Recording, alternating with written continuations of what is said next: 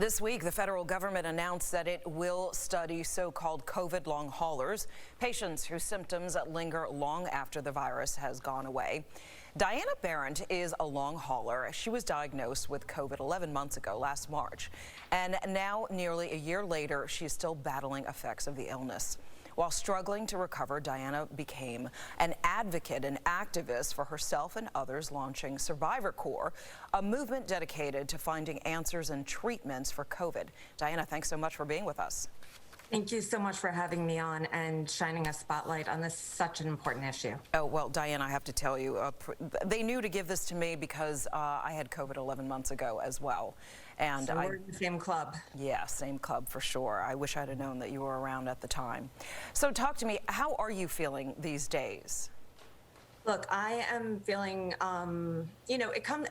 every day is a little bit different. I'm actually doing much better than most. I'm still having deep inner ear pain, some headaches, some lingering symptoms, some new unexplained issues. They found an abscess in my cheek muscle last week. It's unclear whether it's related or not. It's a little bit of a medical mystery. I was diagnosed with COVID onset glaucoma. But I'd like to say that I am a better spokesperson than I am an example, because if I was suffering the way most of our 155,000 members are, I wouldn't have the energy or ability to do this interview right now. Yeah, I did check. That is really astounding. Over 155,000 members on Facebook. I was taking a look at your page. So you got this last March. This all feels so surreal, because imagine if we had known a year ago that we were going to get COVID in the next month. It's just crazy. So you were diagnosed. I understand that you had a hard time getting tested and proving it. And then what was your reaction when you found out, yes, this is true? I know you isolated yourself from your family. Yeah, I was isolated for 18 days, and I was the first, I caught it on March 9th. When I got the test back, I was actually relieved because I thought that I was over it, and that I was sort of, it took a while to get, took several days to get the test back. And so by then I was feeling like, I was going to avoid the hospital. I was going to make it through. And then I was going to be able to donate my plasma and save other people's lives. So I was actually almost a little bit relieved because I was so convinced that I had it already. I was quite sick those first few days. So, yeah.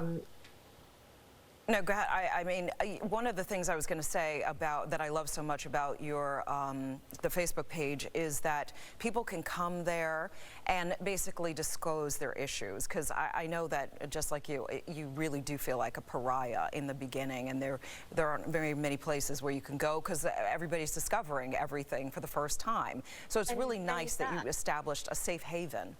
Exactly. And not only that, with the odd thing about COVID is that we have completely taken out the general practitioner from the landscape.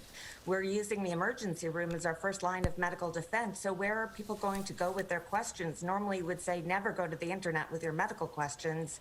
But in this case, we've had to, because the patients are the experts here. Yeah, without a doubt. I could talk to you for so long. Let me ask you this. In hindsight now, knowing everything that you know, what would you have done differently, and what would you do?